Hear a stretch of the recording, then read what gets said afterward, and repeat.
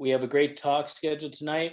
My name is Dan Caveney. I'm the Executive Director of the American Avalanche Association. Today's presentation will be about diversity, equity, and inclusion in the Avalanche world, and we have some great speakers lined up. It will be moderated by Katie Warren this evening. Before we get to it, though, I would like to say a word about our sponsors. We couldn't do what we do for the Avalanche community without their support, and I like to make sure that we give credit where credit is due. So if I don't have too many technical difficulties, I will share my screen. So we have many sponsors here at A3. The ones that make the biggest impact on our ability to do these sorts of seminars are our major sponsors. I like to always give them a nod here at the beginning. CIL Explosives has been a friend of A3 for a long time. They donate a percentage of their US sales to A3. Backcountry Access, another loyal, longtime sponsor. Peeps has been very supportive of us, especially this last year. M&D Safety, they make remote avalanche control systems. They used to be called TAS, is one of our oldest sponsors, and they've been very loyal. Veasan Avalanche Control, another avalanche control company who has been very generous to A3. Arc'teryx makes some great clothing. Flylow also makes great clothing. And Onyx Maps has just launched a new mobile mapping application. So these guys have made themselves part of the A3 family and therefore the Avalanche community. So I encourage you to talk them up and patronize them when you can. So thanks for your attention to that. With that, I am going to ask Katie Warren to begin our session. So Katie? Yeah, hi everybody. Thanks for being here tonight. As Dan said, I'm Katie. I'm the secretary for the American Avalanche Association. And just kind of get us going, I've got a short presentation and want to talk a little bit about why this is important for our industry. So let me get my screen sharing capabilities up.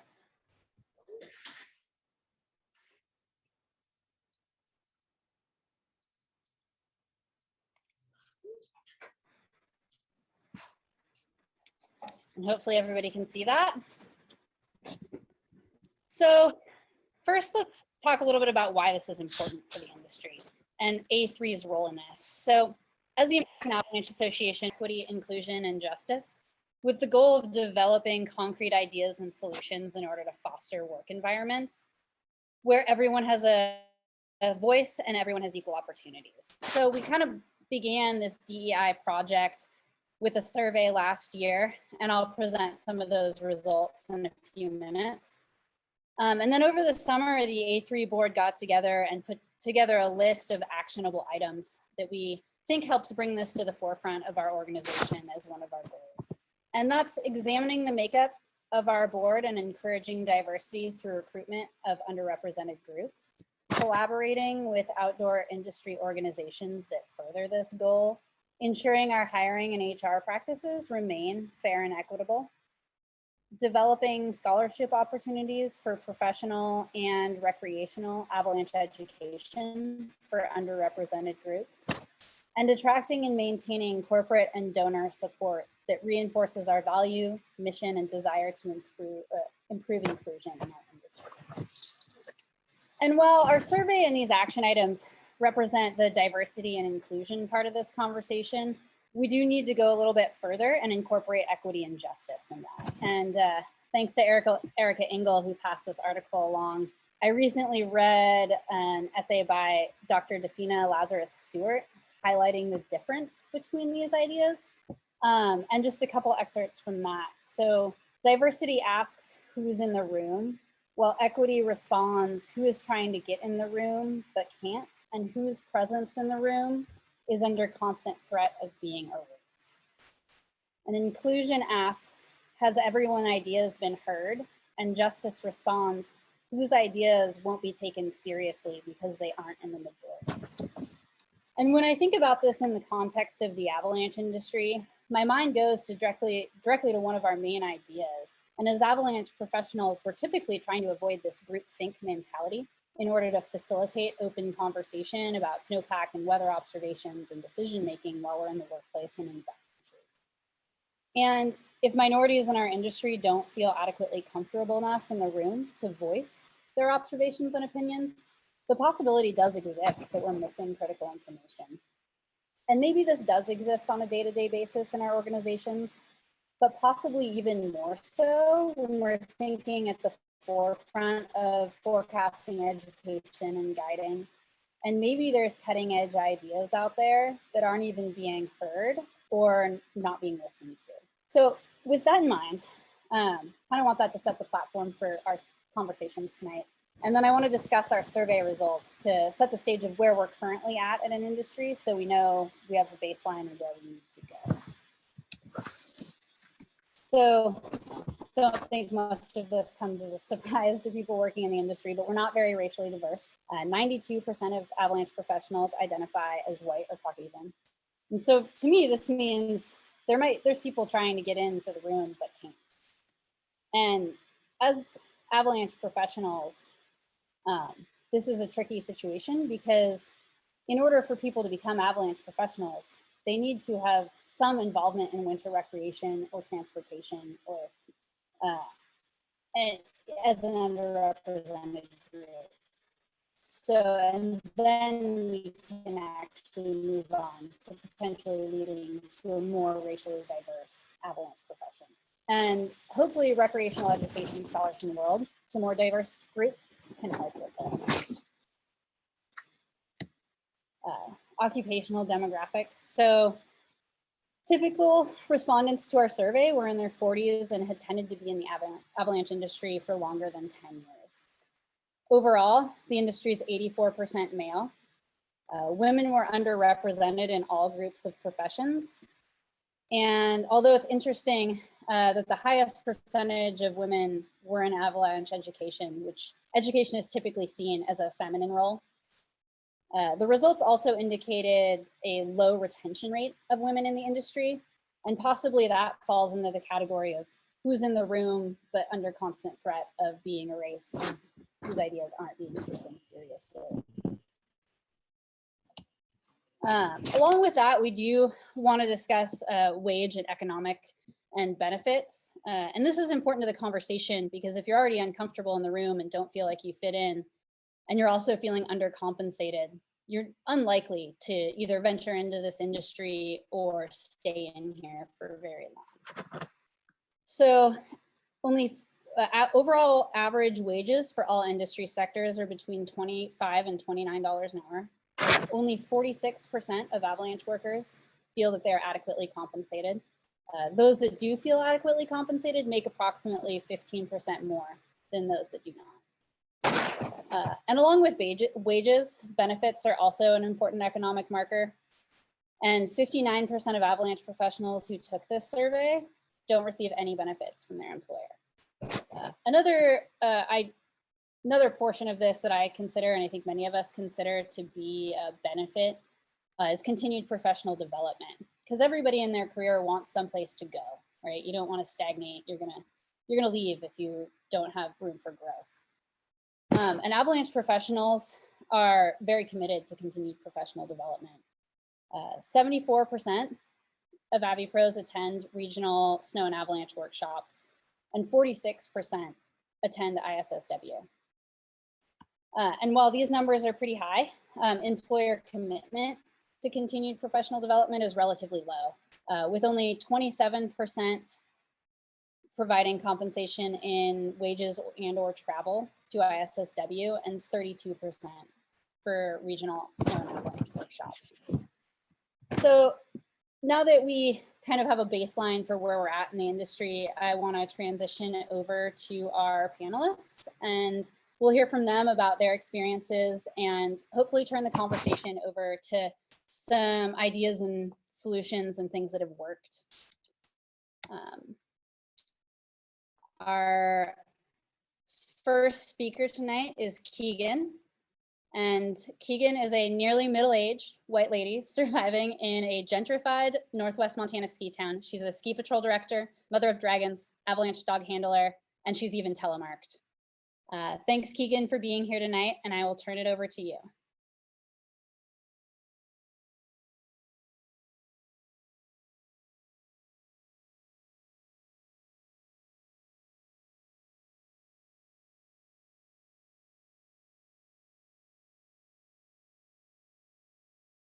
You'll have to unmute.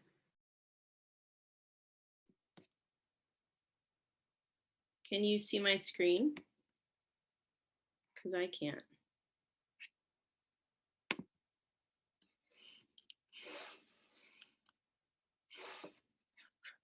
You know, I cannot, Keegan. I just say, I just have a message that says Keegan has started screen sharing, and I'm looking at a black screen.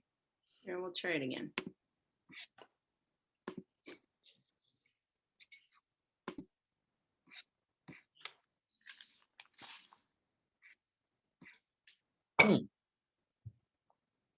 Doesn't seem to want to go. I'll try one more time. It's funny, it worked a couple minutes ago. I know.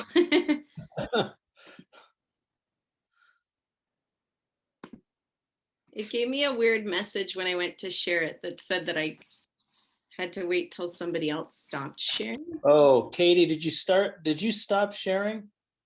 Maybe that one. You have to proactively stop.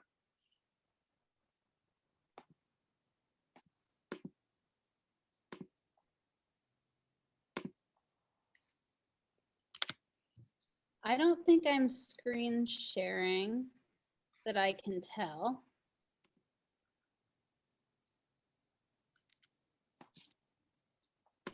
I'm just gonna keep going then. You might have to choose the screen, but I don't know why it's giving you that message. Here, let me share my screen and then unshare it again. Okay.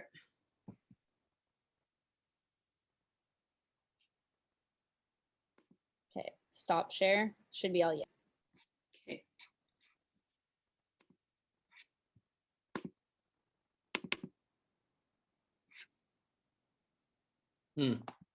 For some reason, it still doesn't want to.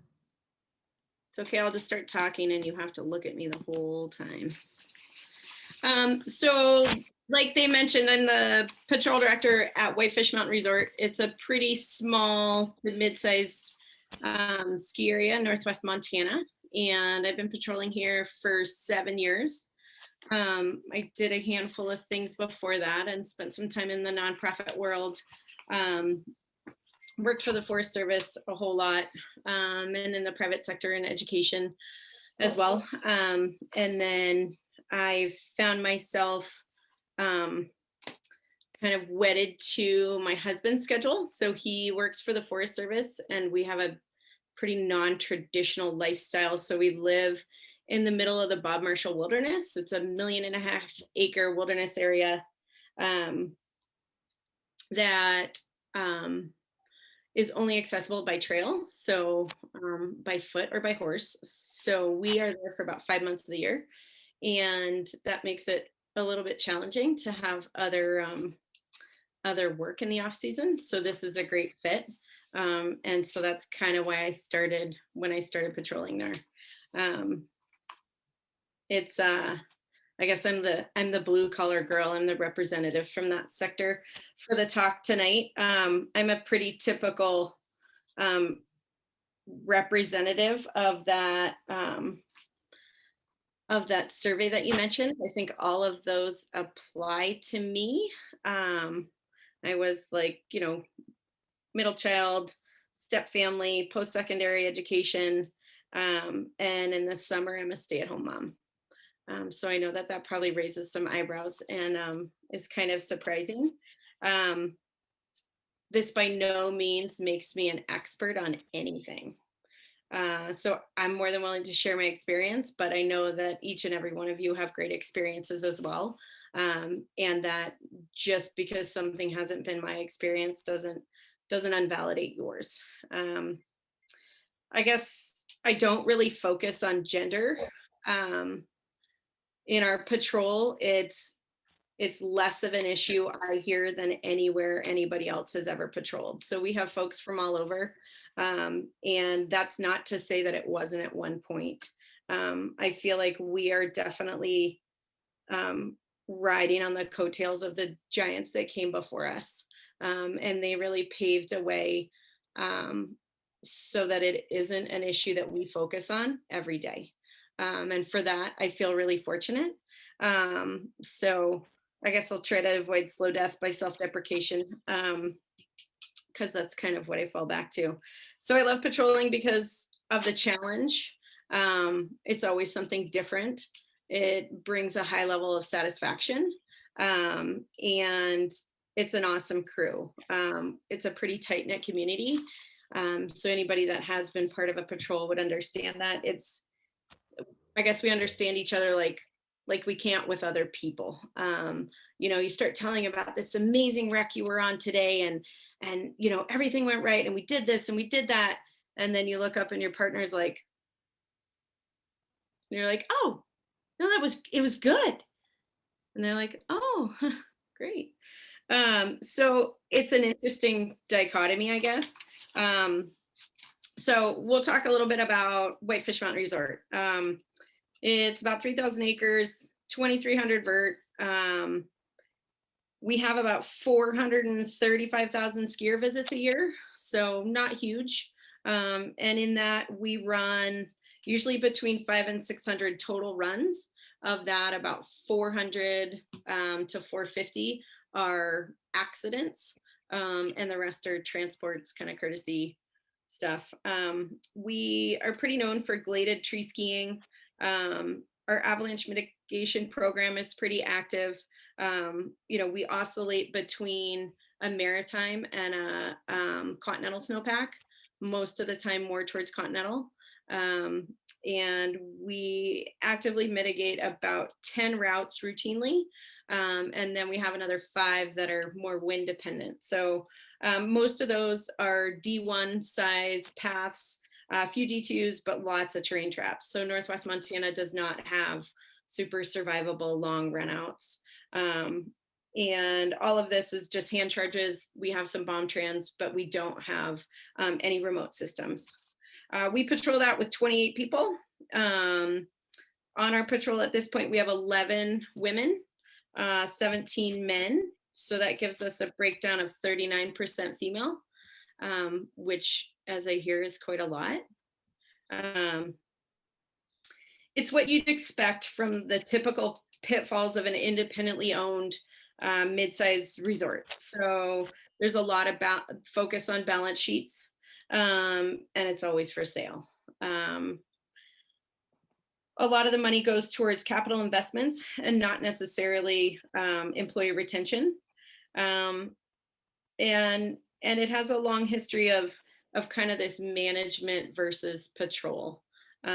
So there's definitely some, relatively patronizing folks in management, and that's, not all of them by any means, but it follows the gender roles that you might expect. So there are women that run lodging, sales, and food and beverage. And then on the other side of the resort, lift mechanics, grooming, and lift ops is all run by males. So I have a lot of interface with all of them. All my explosive suppliers are guys. And so I don't have a whole lot of filters. So I'm pretty good at asking questions when I need answers. So I found that that's pretty helpful in terms of, building a relationship with folks that I need to work with. Change is tough. It's glacial speed, for sure. In terms of, that's our framework that I have to work with, right? But I would like to write the narrative, kind of starting here. So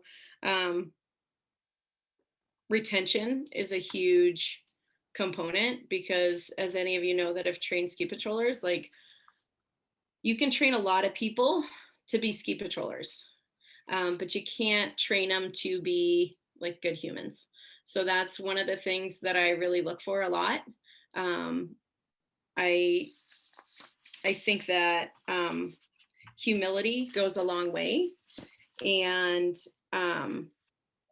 really nobody is good enough to be a jerk on this team. So that's the community that I'm trying to build. And it's not easy, not every day, but for the most part, it is. I was totally hired by like a womanizer. I would say maybe a mild misogynist, but he had a good heart and he had good intentions, and he hired a lot of women. I think because it was like a feel good thing.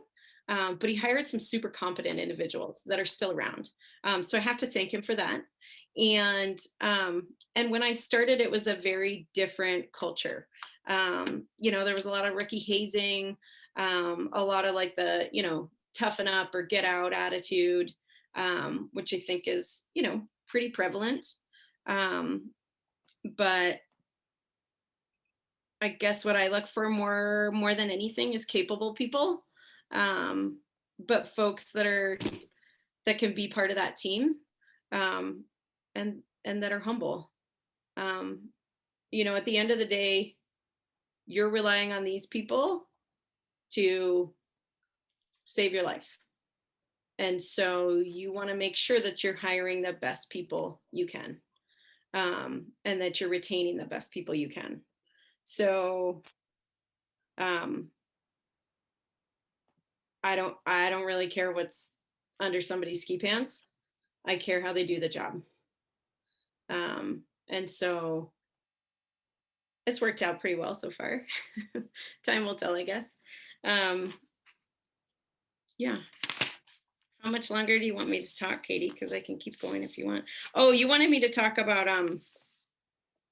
yeah, I'm the blue collar girl. So you wanted me to talk about what it's like working with an Avalanche schedule, and how to survive on wages in a mountain town. So I've been in Whitefish in the Valley for about 20 years, which still makes me a newcomer. My husband was born and raised in Whitefish, so he knows everyone. And it's a tough place to live. And it's gotten more expensive, which, this is like not news to anyone here. So Glacier National Park is the big draw. And we like to say that Glacier's the draw, and then we get to have a ski resort in the winter.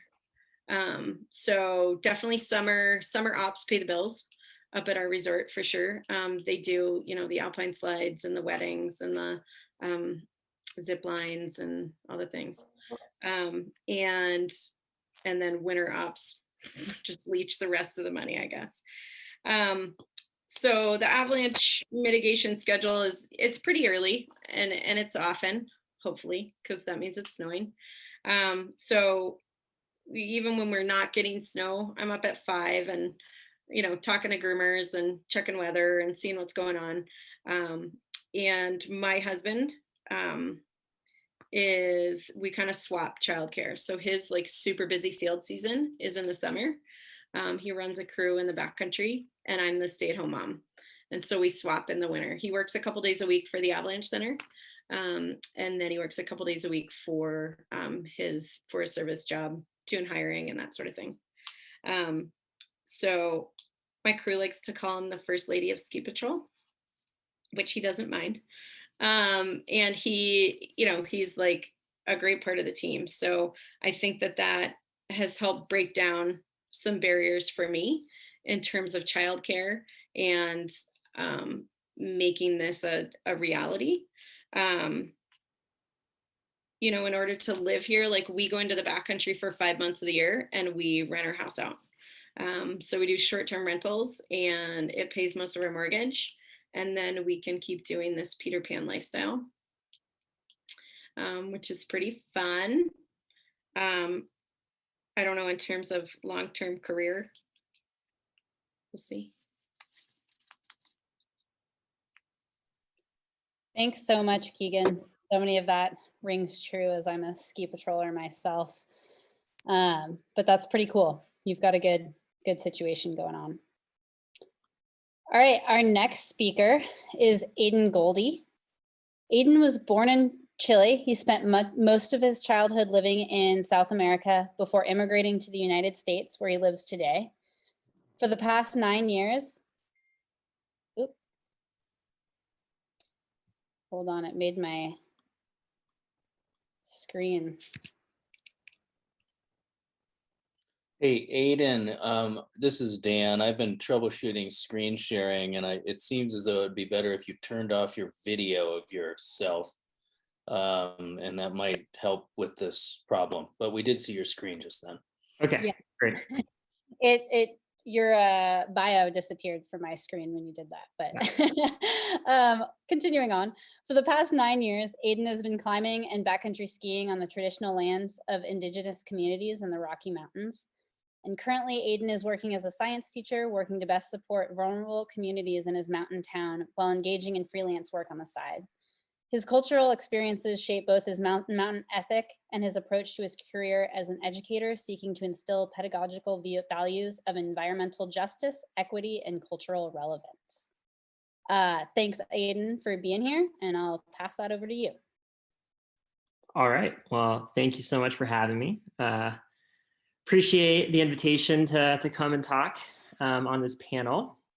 So I've been tasked with delivering an initial presentation on the topic of diversity in the industry, hoping to spark some meaningful discussion. So my name's Aiden, and I go by he, him, his pronouns. I want to start off by giving a land acknowledgement. I feel like this is important for us as an industry because we do profit from stolen Indigenous lands. We guide on stolen lands, we recreate and sell experiences on stolen lands, and we also build profitable personas on stolen Indigenous land.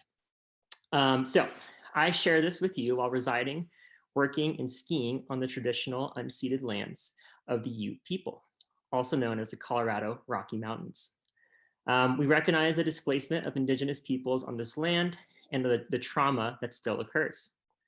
Indigenous peoples are not of the past. While colonization has sought to erase and marginalize these communities, Indigenous peoples are present and must be centered in our education, activism, and professionalism. I would also like to give a content acknowledgement that the words and ideas that I'm sharing with everyone are not novel to me. There is an incredible body of generational work led by Black and Indigenous organizers that needs to be acknowledged. There are two people in particular that have helped me develop my own ideas of equity and justice in my respective communities. And those people are Kimberly Crenshaw, who developed the seminal framework of intersectionality, and Dennis Simmons, who introduced me to the ideas of justice in education and in the classroom. Two very important people in my own education, my own growth. Okay, so I'm sitting before you as a newly minted Avalanche professional. And like many of you, I first built a relationship with winter through the lens of skiing or some sort of winter recreation. And I owe this to an amazing father who encouraged a life of adventure and connection with the outdoors. So I took my first ski lesson here on Mont Tremblant in Quebec. And I also took this first lesson as a Spanish speaker coming over from Chile, the country where I was born. And I do remember being someone who wasn't comfortable with the English language or French, being in Mont Tremblant. And that posing problems for my ski instructors and not feeling fully engaged and kind of dismissed to the side. And something that has lingered with me throughout my time sliding on snow is questioning my ability to be in these spaces because of my cultural experiences, because the color of my skin, and just an inexperience with North American ski culture. But I am humbled to be speaking to an array of such well-renowned Avalanche professionals about my experiences in the industry and the work that could be done to move towards equity. Okay, so for some of us, I think this statement is going to feel maybe strongly worded.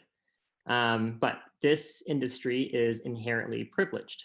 And by some of you, I can assume it will probably be met with some defensiveness. And if that rings true, I encourage you to just move past those feelings for a minute and unpack them at a later date.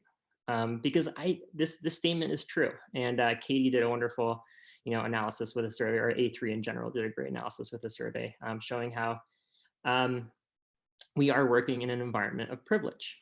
And I'm speaking as someone who holds these privileges as well. That's why I'm here. So I did a little reflecting, and I kind of made a list of some of the privileges that I can claim. And it kind of shows there's an incredible number of barriers to the industry. It comes from the need to first be familiar with backcountry travel on a recreational level that precedes then working in a professional capacity. And I wouldn't be here without the privileges afforded to me. Each of these boxes were ticked because of some sort of privilege I experienced in my life. I also want to acknowledge that I wouldn't be here if it were not for the generous support of ARI and the Kazaki Wolf Scholarship. I was able to take my pro level ARI courses because of the scholarship. So, like the scholarship, like the one set up by Norie Kazaki and David Wolf, are so incredibly valuable in dismantling some of these barriers to entry. So because this sport and passion industry exists from a place of privilege, we saw that this industry is made up of those who historically benefit from environments of privilege. And I want to give a great thanks for putting out that survey and getting those responses and showing us in a visual way kind of where the state of the industry is.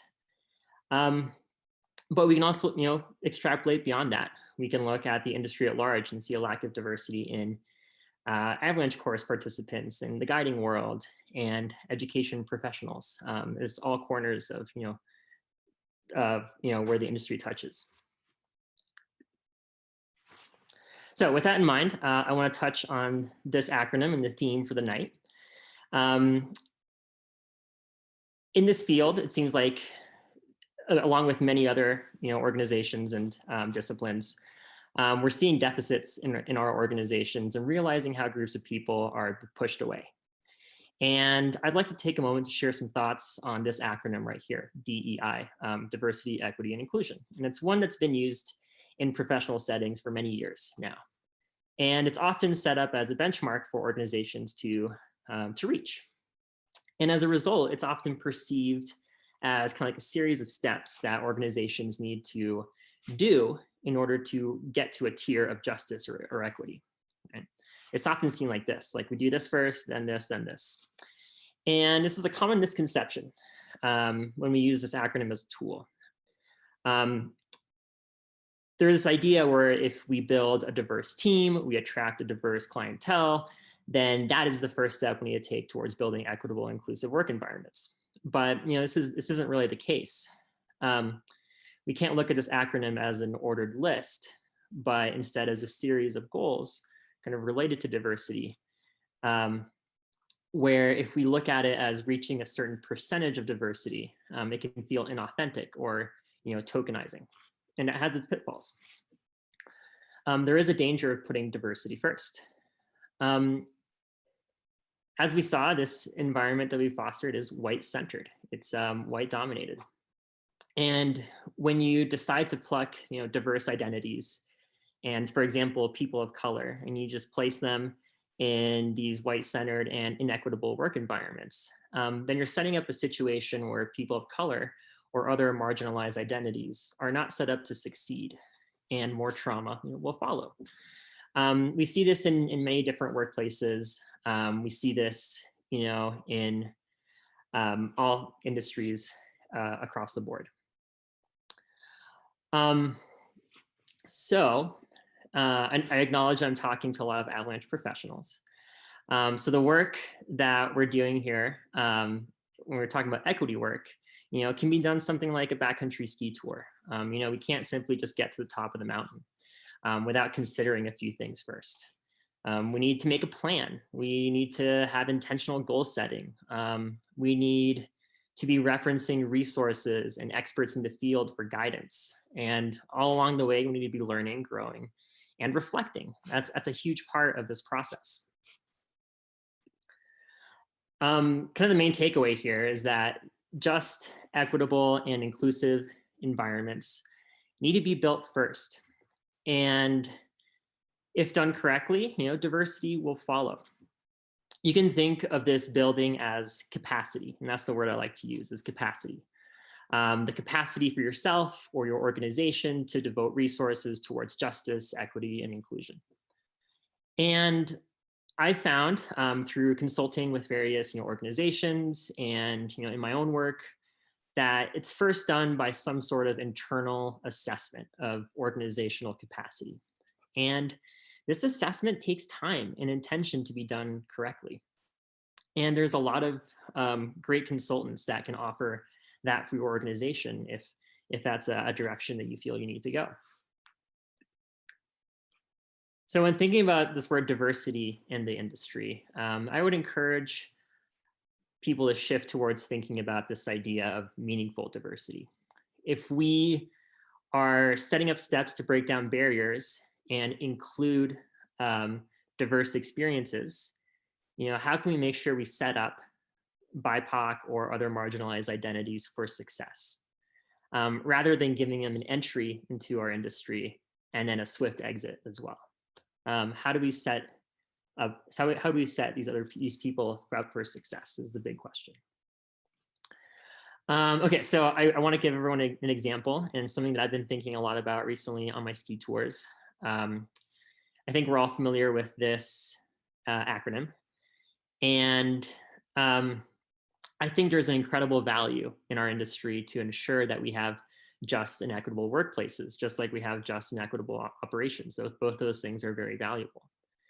And one example that I can give is this idea of heuristics, something that's very familiar to everyone who's listening, I'm sure. And we're all familiar with this acronym, FACETS. And perhaps it's becoming, an outdated acronym in our industry, but I think it provides, an elegant connection to the topic at hand.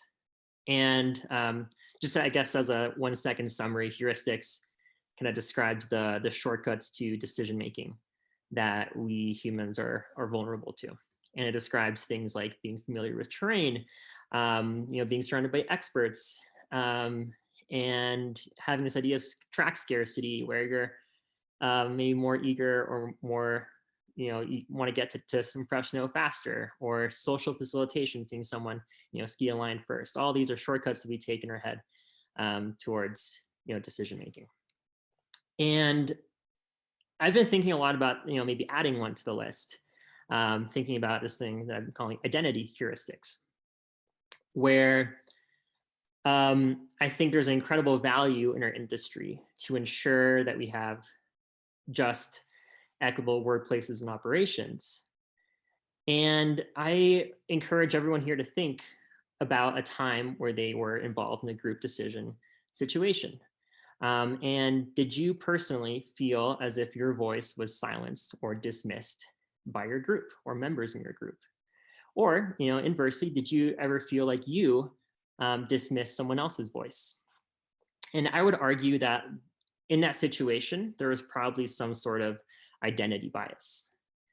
Something that gets talked a lot about in our industry is gender identities, whose, people who identify as female will commonly have their opinions dismissed by their male counterparts.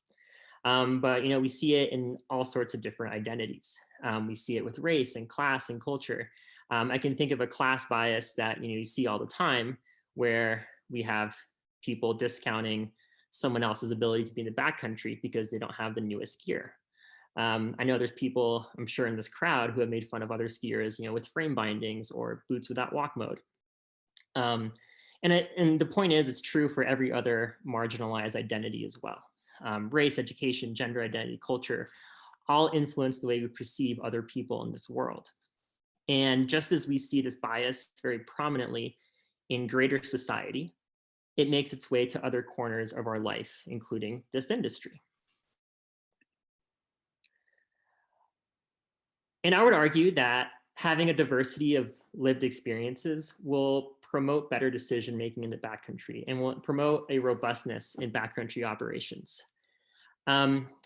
The uniformity that exclusiveness promotes is not ideal. It can be dangerous. I can draw from my own experiences. I can draw from the literature saying that having a diversity of ideas and lived experiences will improve both student education and group decision-making. And this applies to backcountry skiing, I think, in a fundamental way, where diversity of experiences is equal to a diversity of thought that introduces legitimately compelling perspectives and competing perspectives.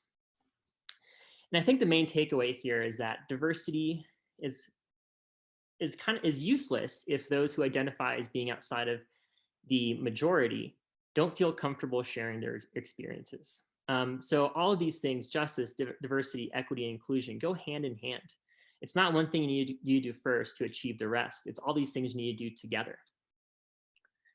And I encourage, as we go through these conversations, to think about how all of these things are connected and support each other. And for our industry, I know Katie touched on this a little bit. I, would love to see a value of diversity. And these are, some experiences that I've had that I would love to share, but also overall across the board with any marginalized identity. There's this trend or this theme of asking BIPOC to share their traumas and their experiences without compensation. I heard this great quote from a colleague of mine saying that budgets are moral documents. So if you yourself in your operation, your organization has, a mission statement on equity and inclusion, does your budget reflect that? Are you making an investment into that work? Another aspect to maybe think about is to honor diverse experiences as you would a degree or certification. I work in the education world, and when we have educators that best represent marginalized communities, we take that into account like we do a master's degree, and we want to pay like that as well. And this is something, across the board, across many industries, make space for BIPOC or other marginalized identity outside of DEI work.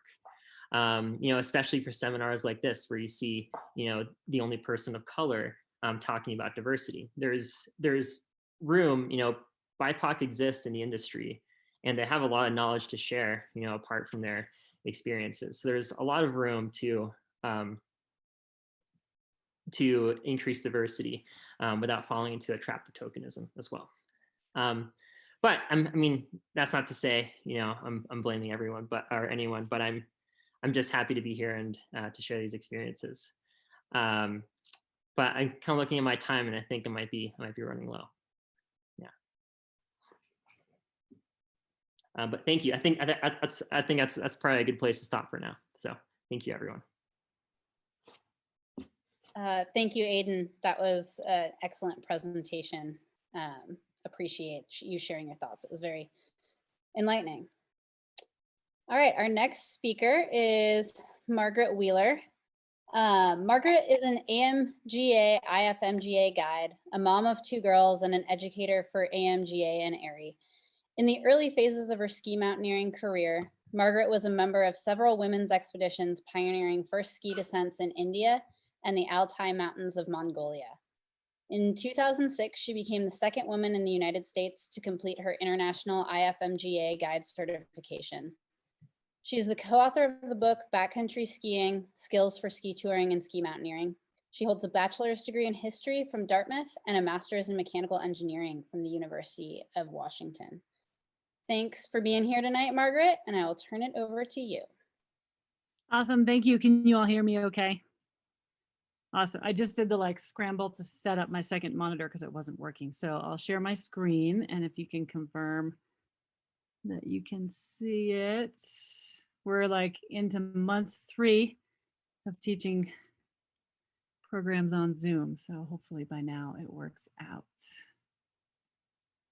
If I play. All right. Can you see the starter screen there with inclusion? Awesome. Thanks, you guys. So my part in this dialogue is primarily to share experiences, and I'm even, as you're sort of reading the bio thing, it reads a little heavy on the theme of me. And so what I'm bringing to this, I hope, is to describe some of my own trajectory. And Katie, you started the session by talking about this baseline assumption that your own experience may not be related to others, and that can cause all kinds of difficulties. And then Aiden is talking about how you can have you can fail to tap into the resources of a group if you don't have folks in the room, or if the folks that are in the room aren't comfortable being there or don't feel like they belong there. So what I wanted to do tonight was to start with that very same caveat and to try and describe my own trajectory with regards to inclusion. So I'll start with my own experience, but I wanted to begin with this idea that you all started with. We are on an A3 webinar, so we are talking to Avalanche professionals. So this is a slide from our Pro 2 Avalanche forecasting program, and these are the rules of engagement for Avalanche hazard forecasting in the morning meetings. And we talk about this with recreational travelers, but these rules are a way that small groups can work well together and can tap into what's in everybody's brain. And so the number of years is adding up, whereby I stand in front of somebody and talk about these rules of engagement. And then in real life, I see whether those rules are upheld or not and what the consequences are. So this very core idea of inclusion, of spaces that are inclusive, that are equitable, it does land in our tiny, tiny, tiny, tiny slice of this issue in the Avalanche industry, right?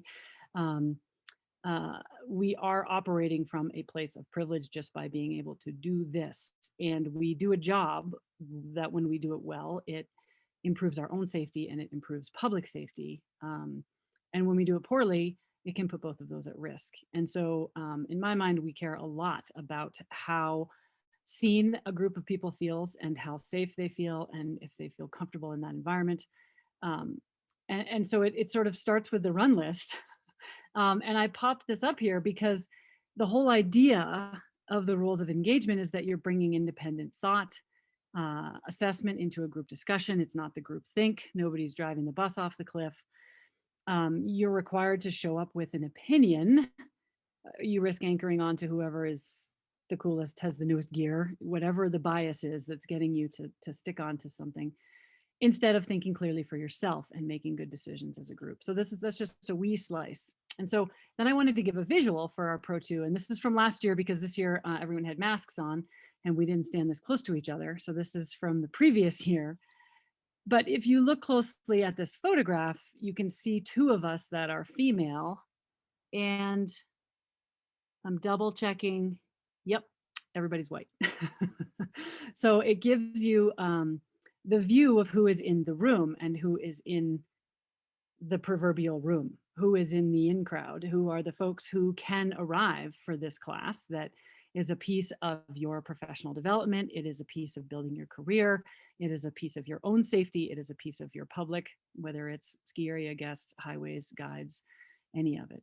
So the folks who arrive at this, this is mostly a white male space, and then there are a few females that come through. And so I'm sharing this photo because this photo indicates how awesome everybody is, right? So like again and again and again, if you're ever feeling the sort of toxicity of these difficult conversations, Aiden mentioned it, to say sort of sit with it and revisit. But this idea is that this space, the space that looks like this, pretty happy, right? Can be exclusive and is exclusive. And so I wanted to talk a little bit about my own learning trajectory about some of what I've seen with that. So this is a dim photo on purpose. This is a picture actually taken by Hillary Nelson O'Neill. So this is 2001, and this is a picture of me and Hillary. I'm doing my best to look like a dude in this photo. But we're in Mongolia in that expedition that I somehow was invited because I was completely underqualified. And I share this photo because this was a time in my life where my tagline was that the mountains don't care if you are male or female. They don't care what your gender is. And I have stood by that, but it is also a form of privilege to be able to say that, because the people that you're in the mountains with do care. They care a lot about your gender, your identity, your race, your ethnicity, any of it. And so I'm showing this from 2001 as I spent a good deal of time using this to sort of hide behind, and not by any means even realizing that I was doing it. But I was like, the way that I thrive in a mostly male white environment is that the mountains don't care. So I focus on the mountains and I ignore the rest, and it works out great and everything's fine. At the same time, I was trying to run women's programs at a time when half the women who would have signed up for these programs didn't want to because they thought they would be diluted, shrink it and pink it, right? And the ones who were there because they were afraid that the co-ed programs were too difficult. So you have these diametrically opposed. But what happened from both of these slides, the women's expedition to Mongolia and the women's trips in Washington State, was that in spite of all the reasons of why and the terrible things that people are doing to each other, we had a really amazing life-changing experiences on these programs. And so you realize that a space that's different than the one that you're used to brings out things that you didn't actually understand before. So that was a piece of my personal trajectory, and that was, fits and starts. I was the consummate tomboy, and the mountains didn't care what my gender was, so why should I? So then you bump forward to becoming an instructor and an examiner for the AMGA, and after I had been doing it for quite a while, I realized a few pieces of the puzzle with regards to gender, and one of those is that as an examiner or an instructor, I was way harder on women who came through the program than I was on men, because I wanted to make sure that they were so dialed that nobody would think that they were not as good, because everybody thinks that you're not as good because you're a female. It's just sort of the basic assumption, and you get a lot of credit when you're good at stuff in our industry. So I kind of realized that I actually had absorbed that same implicit bias, and as a result was not providing a safe and equitable experience for my students who were female, because I was actually harder on them. The other piece is that some of the students who started to come through these programs are far further along the sort of intellectual development side of things. And they were able to make me see and understand that my experience of like, it's fine, the mountains don't care, doesn't work for everybody. I adapted into the culture, the dominant culture, so that I could thrive in this environment. It worked great. But it did not change the culture at all. And it did not make it an inclusive culture for anybody who did not feel that they would just adapt. So learning that piece of the puzzle sort of blew my mind. And, you can come with specifics, and this ties back into the run list, is the way that you communicate is gendered, and people see how you communicate, who gets listened to in a morning meeting. It's already been said tonight. The way that information is presented in a morning hazard forecast meeting, I've watched it on pro courses over and over and over again. The same information comes from different genders, and it is treated completely differently. Like, it just happens on and on. So as my role, sort of the years started adding up as an instructor, I realized that my own experience, that wasn't helping. Me just acting like a white male was not helping the situation. And mountain guides, we sort of joke we're shapeshifters. We can code switch to match the needs and goals and desires of our guests and their culture as needed. But the problem is that was serving to just perpetuate the situation.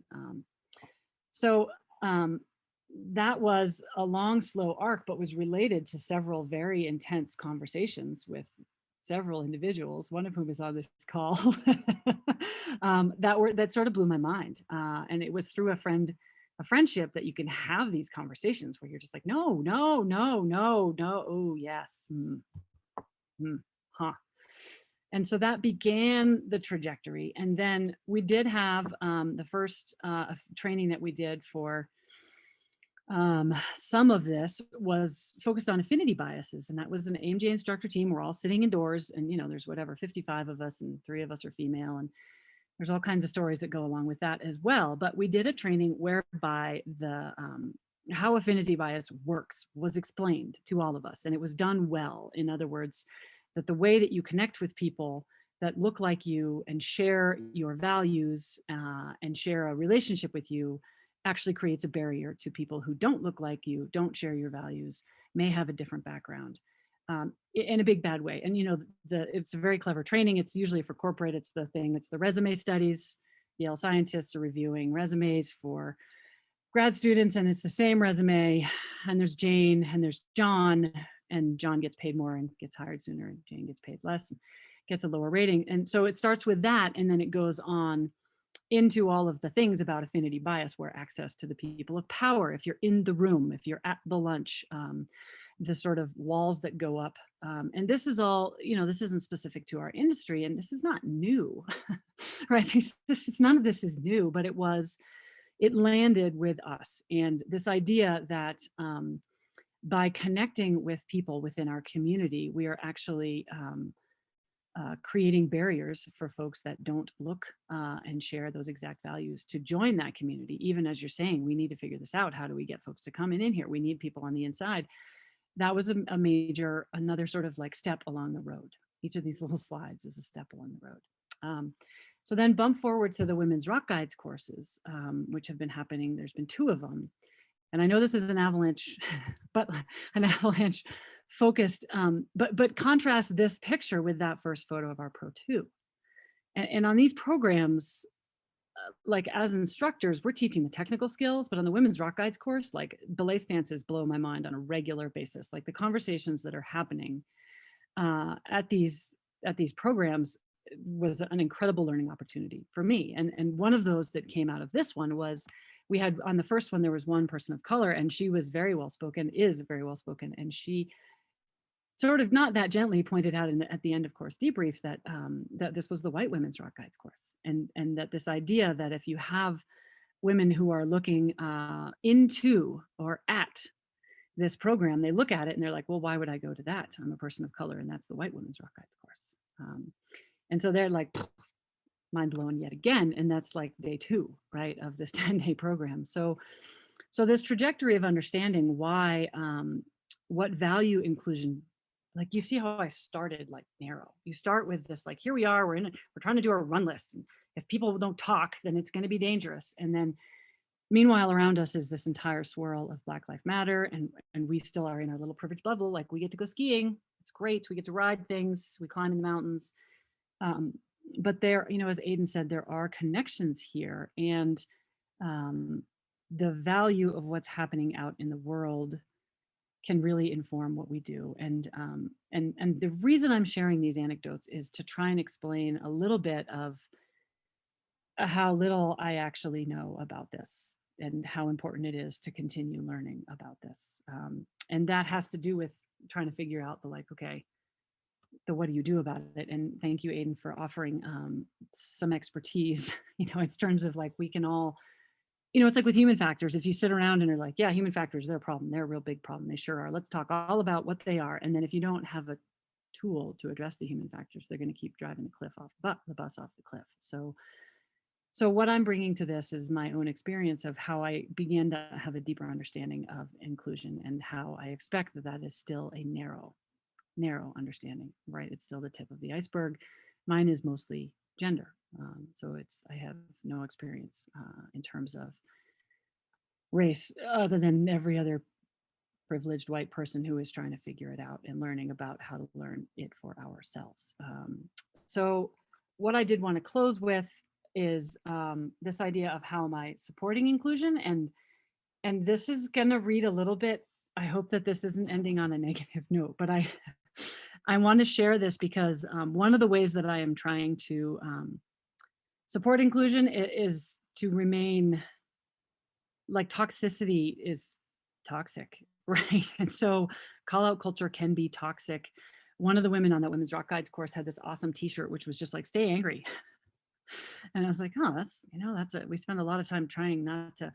And so the what I'm trying to do to support it, I just wanted to tell an anecdote from 2019 when we were filming technical videos for the American Mountain Guides Association, and we have 5 members of the talent, and then videographer and an assistant, and I'm the technical director, and so that's 5, 6, 7, 8, and I'm the only female.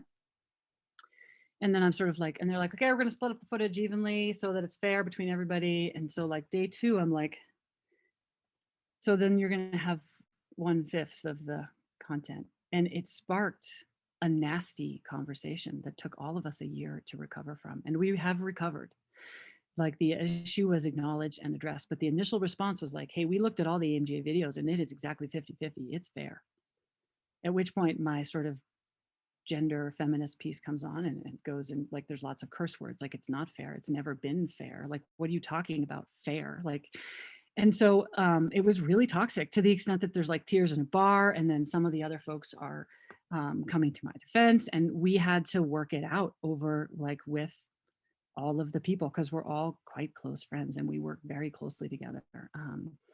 But it was this awful experience. And I'm sharing this because you kind of go along, like, I've had so many positive experiences, and then it's the same community, and all of a sudden it's all gone to hell in a handbasket. And so those implicit biases, they remain, they don't go away.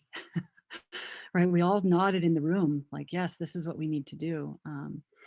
And so the final closing slides are actually from a couple days ago, which is, I never click on stuff on the Facebook feed.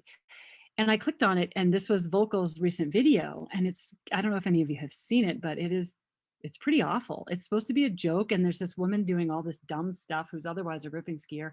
So I watched it, and I kind of like had this knee-jerk reaction and just wrote that this is offensive. And then I just put it, and I never comment. I don't ever do that. And then the next comment was like, oh yeah, the joke went over your head, you didn't get it. And so then follows, and I just screenshotted a couple, the comments keep going. Sheldon weighs in, Aaron Lane weighs in. And meanwhile, there's a person saying, the skiing looked great. and we're sort of like, so your brand is misogyny to sell skis? Like, I don't understand.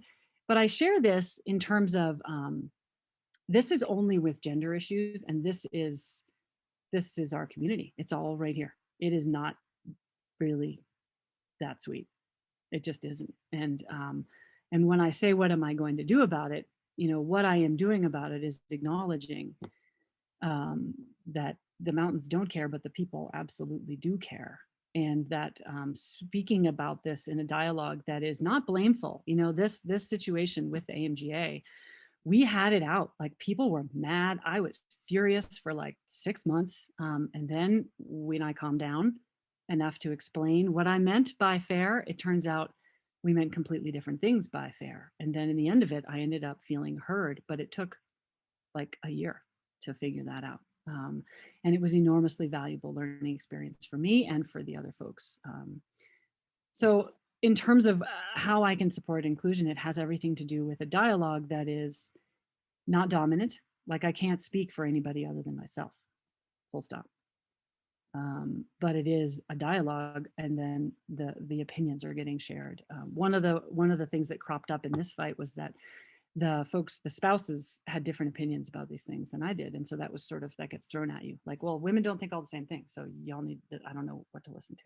And that right there is something that I hope everybody can take with. Nobody thinks all the same thing. And if you assume that based on some piece of someone's identity, that they have a certain skill set, or they have a certain belief, or they have a certain experience, then that's going in the opposite direction. But if you take the time to understand and find it out, then that's going in the right direction. So no longer can I hide behind that. All right, that's what I got. Thanks, y'all. Thanks so much, Margaret. So much of that rings true. And I just appreciate the touching on how hard this is, and the conversations are hard, and the situation is hard, and it's not going to get easier quickly, but it doesn't mean that we don't need to do the work. Yeah. All right, if you stop screen sharing, I can jump on, and we'll feel free to enter your questions in the Q&A box, and Ava will pass those through to me. Does any, I will start off with the first question, and then I will pass it over to the panelists. And we're really hoping for this kind of to be a round table and kind of organic. So I'll start off with one question, and then we'll see where it goes.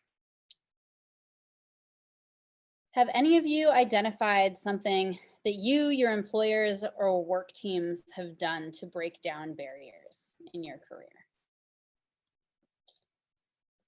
And as far as the panelists, just raise your hand or start talking, or however you want to approach it.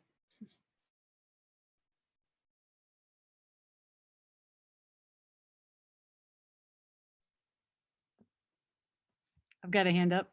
Yep, go ahead.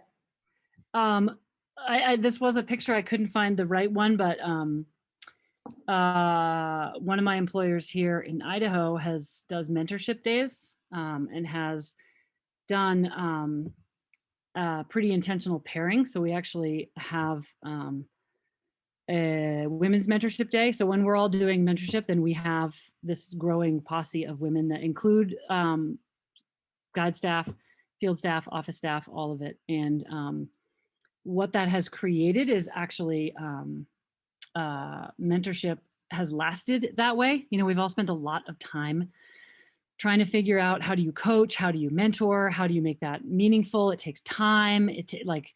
And that has been a way to connect across the organization with the other women in the, and it's been amazing, because then it turns into friendship. And so those mentorships, having our employer host that, has actually built relationships among the women in the organization. And it's been awesome. It's been incredible.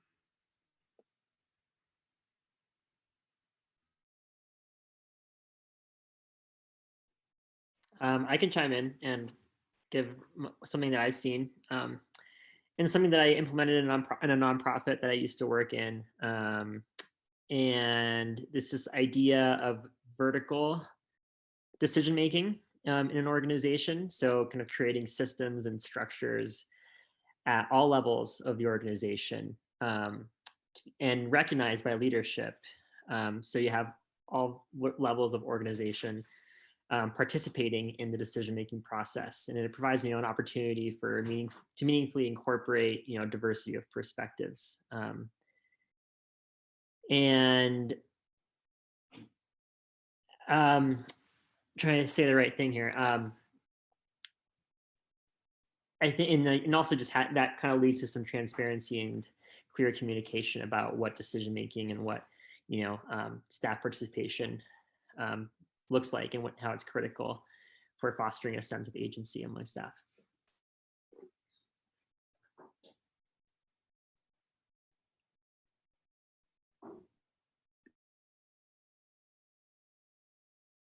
All right. I don't think we have any questions from the audience. Those are great answers. And I think part of this is, yeah, trying to begin to identify those structures that help us move forward. So I appreciate your guys' insight. Similar question. What are the structures that support hearing minority voices and opinions?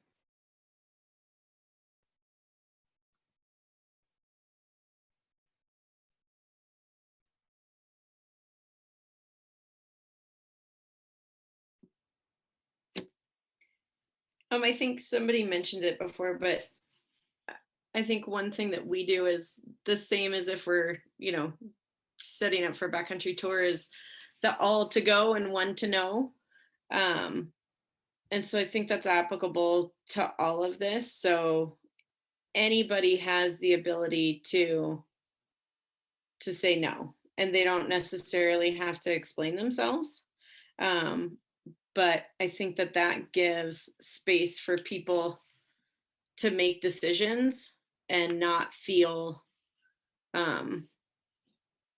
put in scary situations. Because I mean, we're in scary situations a lot, but it's all, you know, what we consider manageable risk. But when you're in a 2-person team going out to do avalanche mitigation, and one of you, you know, is way more comfortable and the other one isn't, then we manage to the lowest common denominator.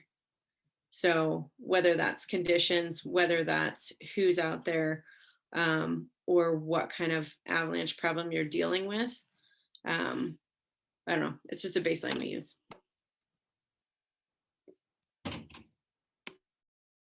Go ahead, Aiden.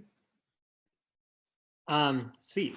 I'm going to acknowledge this is probably a contentious topic in the guiding world and in the industry in general, but one way to structure an organization that can promote supporting, you know, hearing marginalized voices and opinions is to reconsider compensation structures within an organization. You know, a lack of living wage kind of disproportionately affects people from low income backgrounds.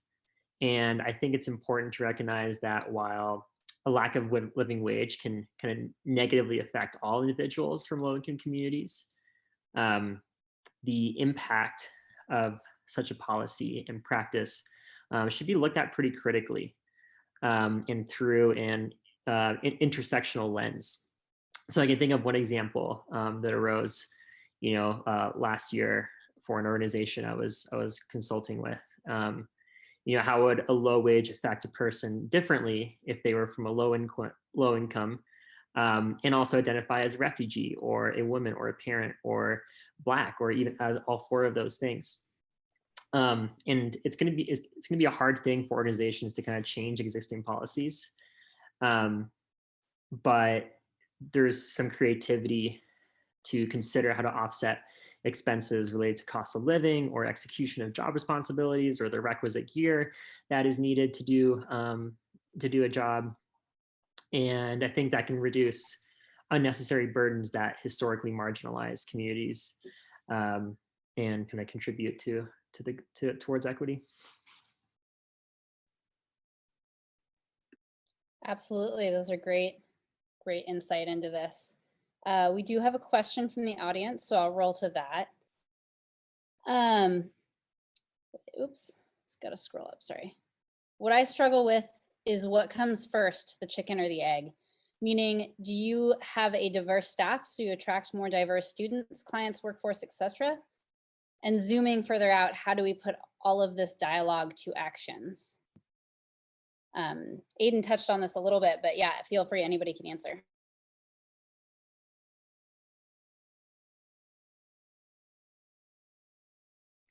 I just talked, so I'm happy to give other people a chance to chime in first.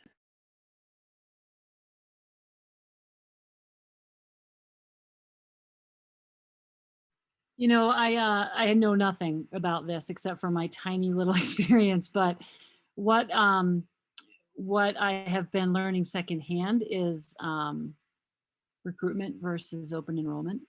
So, you know, the sort of dead horse of the AMGA programs example that I've been on tonight, the open enrollment programs do not attract the folks, the diversity of folks that the programs are designed for. And a combination of using recruitment and open enrollment has made a significant difference. So the whole, like, if you build it, they will come thing is totally not useful. It's at all. You have to work in ways that you may not know how to work, and you have to ask help from folks to figure that out. And I say that because I have no idea about the details of how that's worked. I've just seen the difference between 2 years of programs and have the anecdote of when you actually connect with and reach out to and find out the folks who should be engaged in your organization but are not, and understand why. That makes a big difference. Keegan, go ahead. And I think in that same vein, when we talk about recruitment, but also retention, we have, I think, a good history in our patrol and in our education programs of people coming and taking the first step, and not necessarily going any further. And so determining what are those barriers to staying in the industry. You know, obviously, I think the first step is acknowledging some of those barriers. And so we have a nonprofit that's associated with our patrol. It's just the fundraising, you know, t-shirt sales and that sort of thing. But it funds our Avalanche education classes, and we provide very affordable, you know, rec level 1s and 2s. And we have one that's specifically a women's only course, and it sells out really fast every year. And I think that it speaks to how we engage that part of our audience in courses, and what it looks like in terms of how many of those folks that take that women's only level 1 are then going on to take level 2s, or they're going to take pro courses. So I think it has a lot to do with their experience, I guess.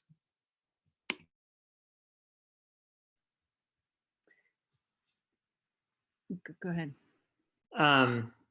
Awesome. Thank you for saying those things. That was great. And also a great question. It is kind of like a chicken and the egg thing. And I think in my presentation, I was trying to get at that. That's, you know, if you kind of look at it as you do one thing first and it leads to the others, it's kind of leads you to some pitfalls. And one thing I touched on that I'd love to talk more about is this idea of building capacity. And I mean, if anyone wants to reach out, I'm happy to give you some resources on organizational capacity building. But, you know, there's some tangible things that can be done. You know, kind of simply, I think the most basic thing is to make sure that your vision for the organization and reality match up. Do you have a guiding statement on equity for your organization? And is that actually guiding your organization? I mentioned it earlier, is your budget also reflecting that vision? Also doing an internal assessment and seeing if your leadership is ready for the work. So much of, organizational decisions are start at leadership most times. So it's important that your leadership is ready to engage in that work. And if not, how can you build capacity to do that work if your leadership is not fully invested? Again, with kind of vision and reality, thinking about your program policies and what kind of priorities you have in your programming. Are you offering professional learning opportunities for your guides, for example, or your educators that promote more culturally responsive education in this industry? Kind of along with that, have you looked critically at your curriculum and instructional models? And are those student-centered? Are they culturally responsive? Are they, you know, promoting a sharing of ideas and diverse experiences? So, you know, it's setting up your organization and the capacity to do this work is kind of that first step. And it's not thinking about that capacity being, oh, let's hire this diverse staff. It's thinking about how can we set up an organization that will include and welcome include and welcome staff, and, you know, set them up for success.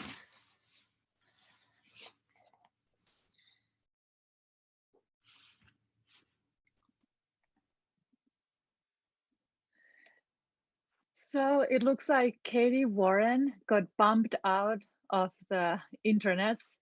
So she's not able to moderate right now.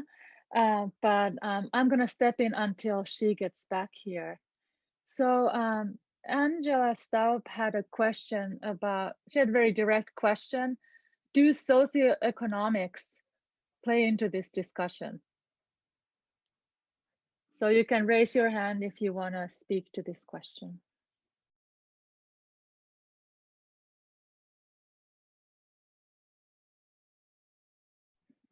Go for it, Margaret. The main answer is like, hell yes. I mean, Aiden already said it. It has everything to do with, if you don't have a living wage, then if you have no safety net, then you're not going to stay in this profession. And that the subset of that is if you are planning on having small humans and you have no safety net, yeah, then it's a whole other, then it's another layer, right? And you could argue that sort of is nested within that, right? Because you may or may not have different degree. How's that for qualifiers? The level of control that any individual has over their socioeconomic status and or whether they decide to have kids, right? That's less the point. But the point is that you need a safety net to be in this industry, or you need to have a certain level of bravery. And you end up, you know, yeah, I think the jury is still out on, and I don't know if there is some data there, and I'll be officially like overdriving my headlights. I'm out of my scope of expertise, but if you are, if you need to support a family and you are in the avalanche worker industry, it's not a living wage in so many places. And if you're in a resort town, then the cost of living interferes with that. And then there are some places where that is being addressed and some ways where it's not. But the other piece is it's like the schedule is, you know, if you have kids, small person rush hours between 5 p.m. and 8 p.m. And a lot happens in our industry between 5 p.m. and 8 p.m. Like the plan for the next day, usually. So the overlay of bringing individuals who want to have families in and keeping them in, as Keegan's talking about, it's not just about bringing them in, but having them stay. Yeah. That was supposed to be just like, hell yes, socioeconomic status is at play, but those are two things that I can think of. I'm hitting mute. Somebody else help me, please.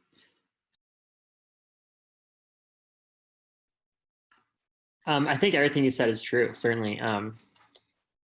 When you think about privilege, economic privilege is, you know, going to be a very prominent factor in a capitalist society that we live in. I mean, it's basically as simple as that. It does take economic privilege to succeed in this industry, and you know, just to take part in the industry. So I don't know how much AMGA courses run now, but even, you know, just to get the basic certifications takes a lot. It's like a college education.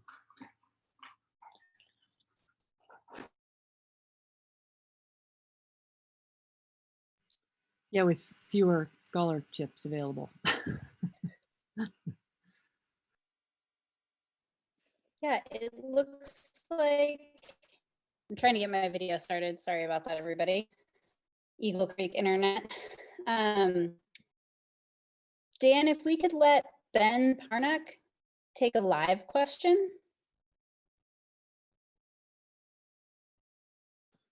I'm sorry, you browned out on me there. I heard Dan and that's it. Oh, you've got it. Ben Parnak has a live question he's gonna ask. Oh, okay, cool.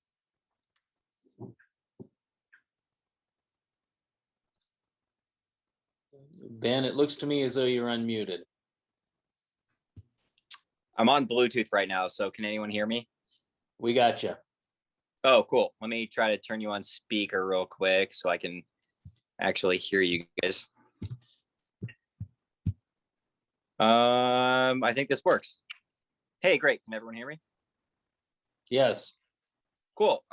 Yeah, I'm a lengthy talker, so I threw out like 4 comments, but I just wanted to say how much I appreciate everyone's perspective on the engagement of our community and the Avalanche community in general, in creating diversity, equity, and inclusion. But my question surrounded about the possibilities or thoughts of direct action on this general subject that we have. And, you know, I mentioned reparations, affirmative action, things that are a bit buzzy and potentially contentious. But I guess my question being, how can we as members of the snow community, avalanche community, directly impact what we're trying to do. If there are things that are being thought of that on a very simple personal level we can take towards bringing in more diversity, more inclusion outside of the larger managerial, yes, we need to create mission statements or have these broad ideas that, yes, we want to have inclusivity and diversity. But if anyone on the panel had thought of strategies to really engage with communities of people who don't look like us to ensure that they know that we want them here, I guess is my question.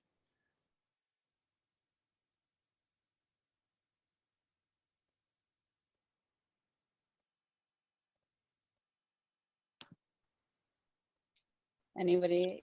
I can speak to it. So you're talking about like personal things you can make. So so when you think about the industry, right, there's an image that's constructed of the, I guess, like average member of the industry, right? And you have to think about how that image gets constructed. Yes, it's the people who are part of it. But think about how it gets constructed through media.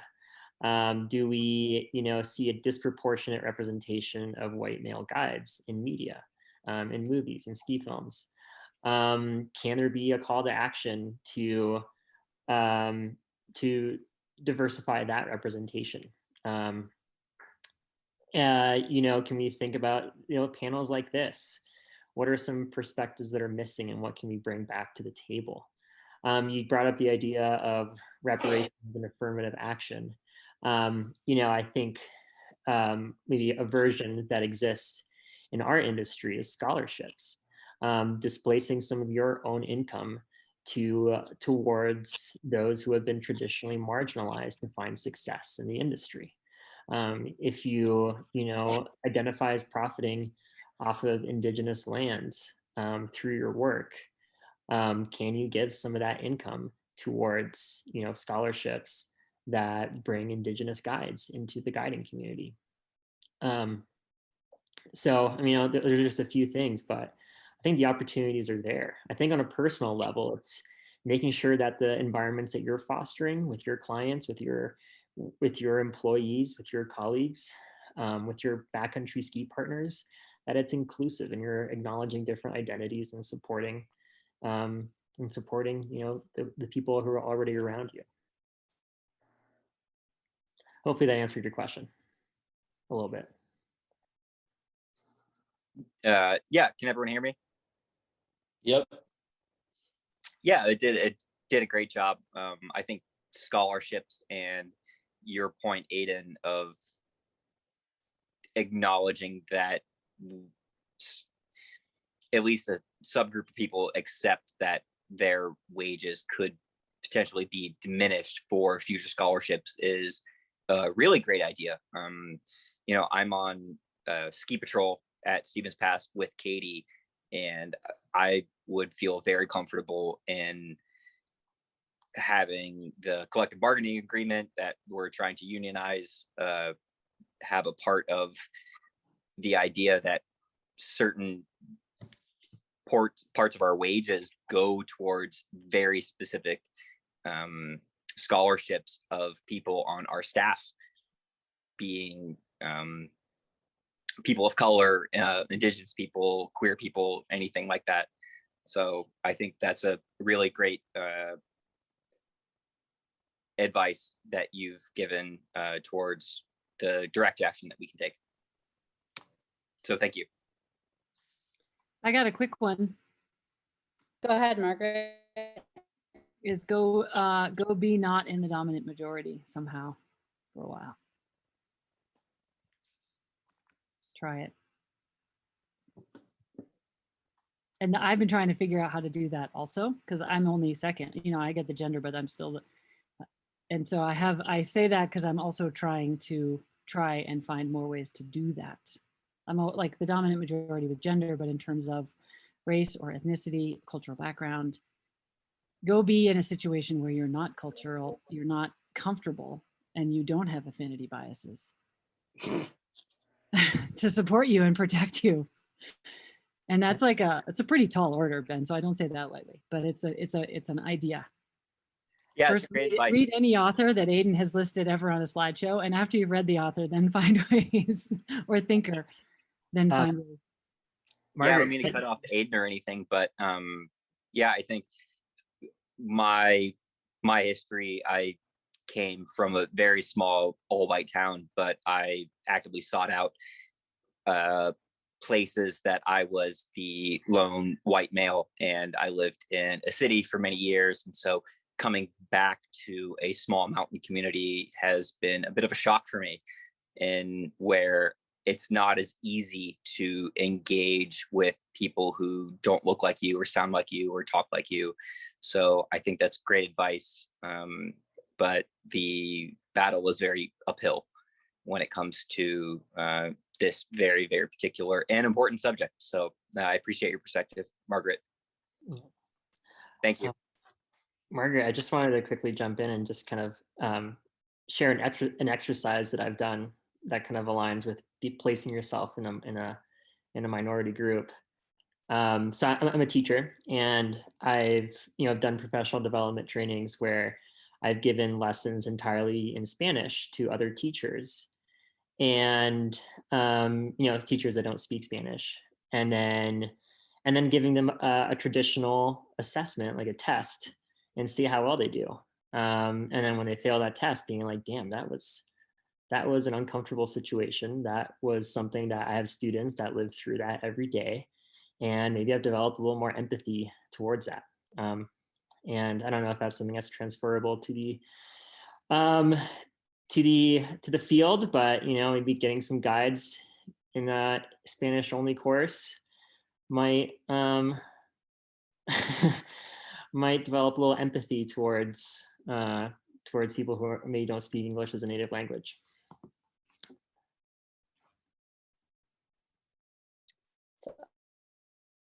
Awesome. This is awesome discussion. So I'm getting another question. I gotta scroll down. I think I lost the last one. Hey, Okay. Keegan, did you raise your hand? Did you want to add something to that previous? Sure, I'll chat for just a second while Katie's finding the next question. I think that's a great point, and there's resorts that actively recruit groups like LGBT and different ski clubs and that sort of thing. And we've done a little She Jumps Junior Ski Patrol that runs a bunch of little kiddos, girls, through a junior ski patrol program, and it's awesome. They really enjoy it, and I think it's not only like the excitement of it, but I have a lot of parents pull me aside and say, like, what you're doing is great. It really motivates my kids to think that there's options for them for jobs when they grow up. And I'm like, well, don't be too sure you want your kid to be a ski patroller, but okay. That's all. That's great. That's really cool. The parents have varying degrees of thoughts on that. So our next question is, I'm just getting into the Avalanche industry, and I so far have found some awesome role models, male and female. There seems to be a change coming, but I do see a lack of racial and gender diversity in the ski industry in general and in the Avalanche industry. It may seem like a stupid question, but what can I do to help?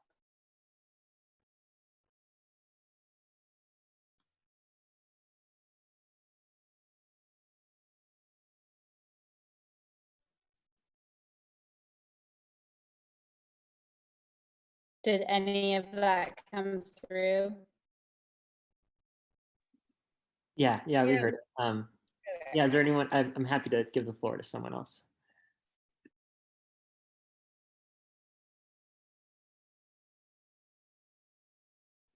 I guess I will say, I think we've touched on a few of those things. Things like scholarships and developing inclusive environments at your own workplace and your own organizations, in your own no ski touring groups. And Kean mentioned an amazing organization, She Jumps, who is using that affinity model to get those who identify as female into these backcountry spaces. And there's other organizations like that. There's a lot of organizations who create those affinity spaces, especially in the outdoors. So I think even just supporting nonprofits like that can go a very long way as well.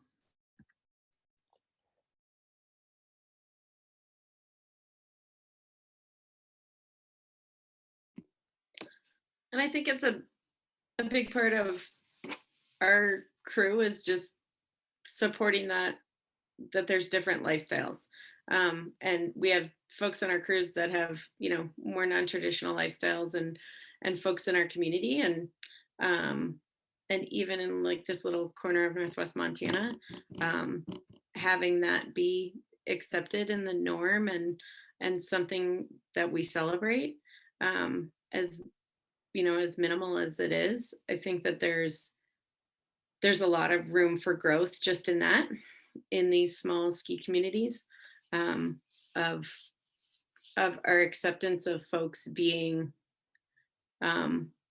broader and more genuine.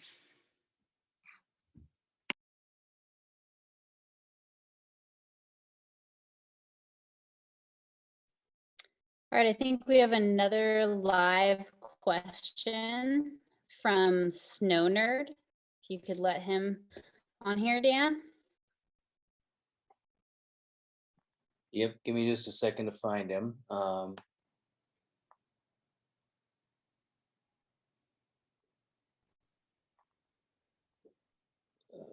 Okay. Hang on, sorry. There he is. Oh yeah, okay, Snow Nerd, you're good to go. Okay, I wrote it out, but I can just read you what I wrote. The idea is, how about going out and actively recruiting people from other than white upper middle class backgrounds into snow sports? I'm thinking setting up programs like the one that Cook Inlet Native Association has run out of Anchorage for, God, I think I was teaching for them 30 years ago. Or the Black Ski Clubs or the LGBTQ clubs that come for big weekends. My experience is people need to see other people who look and act like them to feel comfortable. That our ski areas are very much a white middle and upper middle class space that just doesn't feel comfortable to other folks. And as a native who passes for white, I'm really aware of that and have been for a long time. I'm thinking that it would be productive for us to push our ski areas to go out and actively recruit and get clubs and get groups to come, because we need people in snow sports in order to get people into the Avalanche field. And then I think once we have those clubs feeling welcomed into the ski areas, then whenever we hold an ISSW, we go out and grab the folks from those clubs and say, hey, come check out our profession. We would love to get more diversity in here, because my experience running Avalanche consulting for most of my life is that if we're all a bunch of clones, we make really bad decisions. And the more diversity that we have and the more cultural backgrounds we come from, the better we are at noticing things and dealing with them. So what do you guys think on that? Thanks.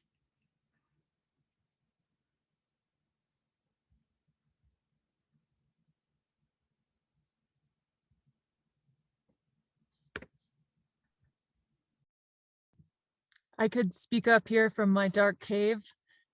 It's not the most professional way I've joined a Zoom meeting, but it's also been one of the ways I've had to when on the road to be COVID safe. But hopefully you can see me. There was a couple things that I got out of that last comment from Snow Nerd. Thank you. Is this idea of celebration, and I think it's also come out in a few different comments also, I think, is that, you know, we can, I think sometimes get into a mode of seeing this as this really difficult work, but I think it's also important for us to remember that it's also an opportunity for celebration, and bringing in folks and attracting people and inviting people is an opportunity for us to celebrate. You know, Keegan mentioned it with the She Jumps Junior Patrol, and you know, I'm sure that's a very exciting and fun event with the kids. I think Aiden mentioned it again in another way, but that, you know, this is an opportunity for us to go and join up with people and party and celebrate. Bringing clubs to ski areas is one good suggestion that I've thought about. There's an organization, I'm not remembering all the names of different affinity clubs, but often they host annual get-togethers, and it is seen as a big way to come together and celebrate the joy of the sport. And so I just wanted to throw that out there, that I've been getting a lot of comments on my phone and various methods during this seminar or webinar about how excited people are about this webinar. So just want to remind people that this is a celebration opportunity. That's all I got.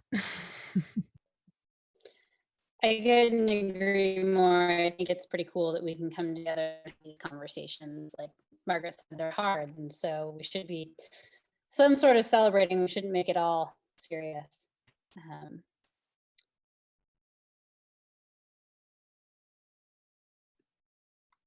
So I will say that my kind of professional career has revolved around nonprofits and the idea of fostering positive experiences in the outdoors for communities that very often do not have those experiences.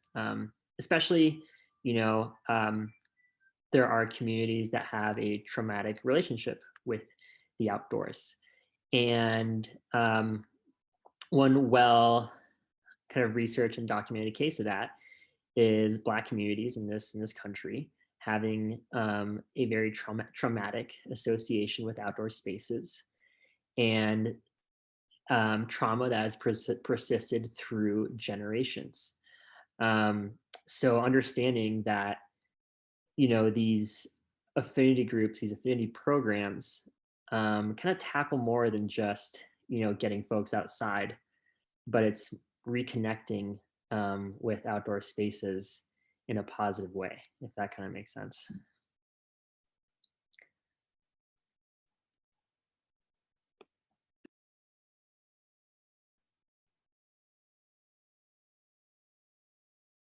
Awesome. We have another live question from Blaze Reardon.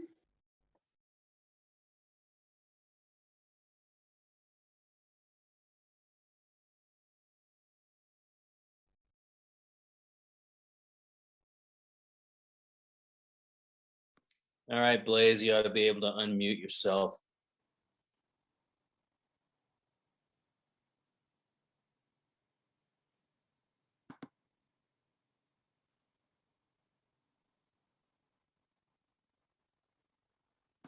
Blaze, I can't unmute you. You've got to do it on your own, but it says here you've got the power to do it.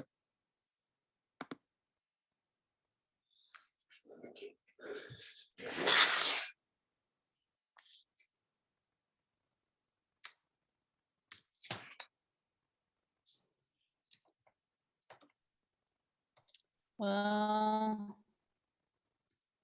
should we take another question and come back? Yeah, why don't we? Let's see if he can get that worked out. We'll leave him free to unmute for a while. All right, we got a question from Linda and a little bit of a statement that I think holds a lot of weight.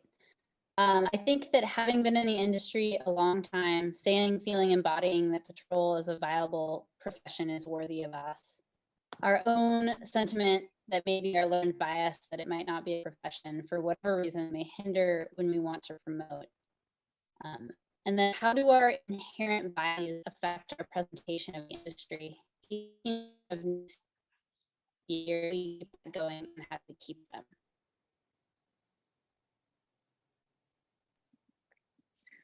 Katie was a little broken up for the last part of the question. It had to do 18% of new skiers are Black cultured. How do we keep that going? How do we keep them?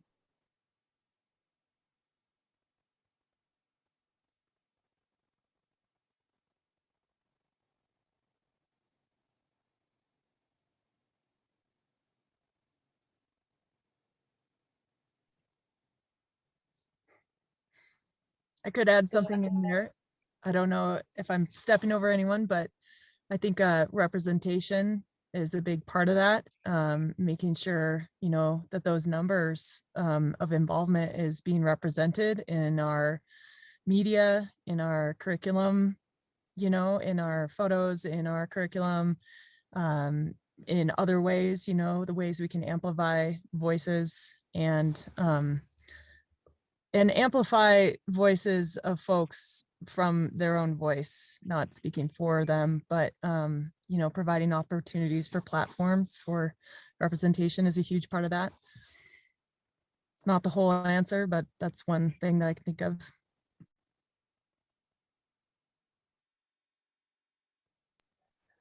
I would say representation is huge. And, you know, I can think of situations where, you know, I can give a personal example where I was traveling in the Pacific Northwest. I had kind of like had been chatting with a skier out there. She's a Black skier, and we met up to go skiing. And then, you know, she's an amazing skier. And then, you know, we get to the lift, and then we're about to get on the lift, and then like the liftee kind of slows down the lift intentionally, kind of assuming that you know, the gal I was with would need that help to get onto the lift. And you know, it's small things like that that persist throughout, you know, a person's career in these spaces. And especially, you know, when that happens to you and then you look around and no one looks like you, you become very self-aware that maybe you don't belong in this space, or you question your ability to belong in this space. So, you know, it's not about, you know, how do we retain these Black skiers that are being introduced to the sport? It's, you know, how can we make sure they feel welcome and included in the sport?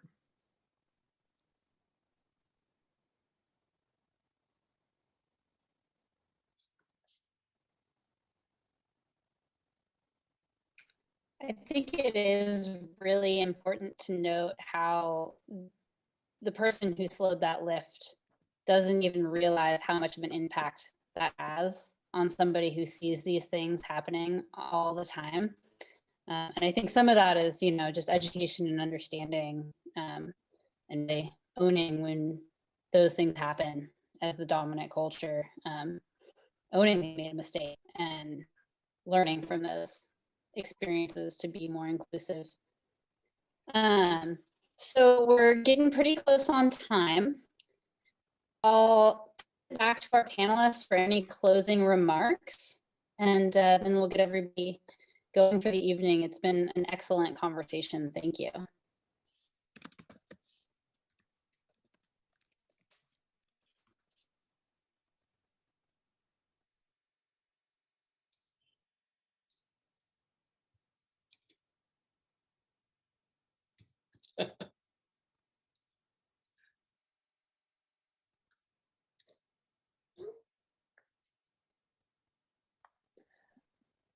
Okay, closing remarks. I'll start us off, I guess.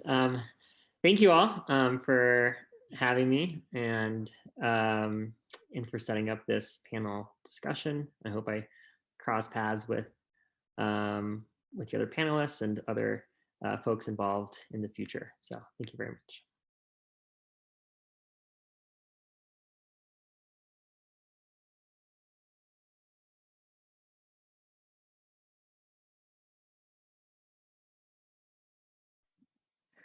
Oh, Katie is out again, so I'll get the honor of finishing up for her. So Keegan, do you have some final remarks?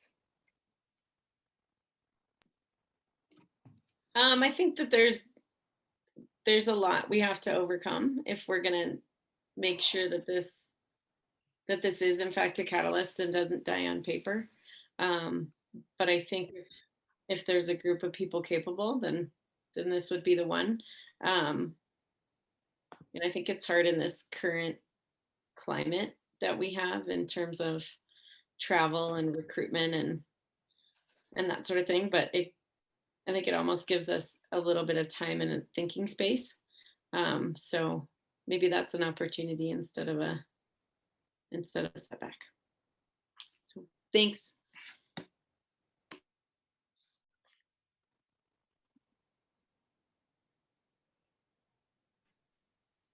How about you, Margaret? Yeah, I sorry, there's like just enough Zoom delay for a good awkward mute unmute culture. Sweet. Because that's new. You know, there's a thing whereby facts don't change behavior like emotional impacts and anecdotes do. And I was trying to figure out how to send Aiden a note while paying attention about the impact of that, the slowing down the chairlift story. Because there's a lot in that file. And it's with gender for me and not race. And that is, you know, a fraction of the file size, I think. I don't really know. So I just like, you know, after a course, we say, what are you going to do differently after this course? What's your action plan? So for anyone who's on this webinar, if there's a thing, whether it's reading one of the thinkers that you saw flash across the screen or raising your hand to be like, weren't we supposed to hire?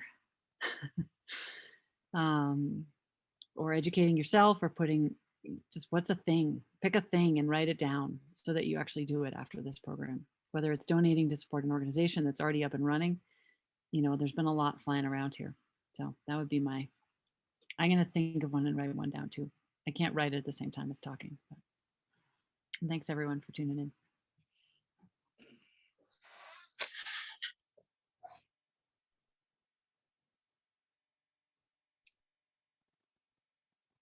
All right, well, I think I missed Aiden's closing remarks because back on landline internet, not hotspot. So again, I really want to thank everybody for this. I think this has been, for me, and I hope for everybody else, extremely valuable. And I do hope that we take these things, take to organizations and help to instill these values as we go forward. And we have a lot more work to do. So this is just the first, well, one of many first steps that we have to take.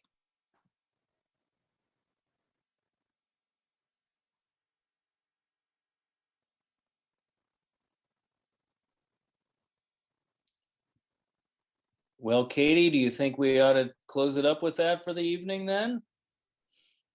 Yeah, I think so, unless you have All right. anything else to say.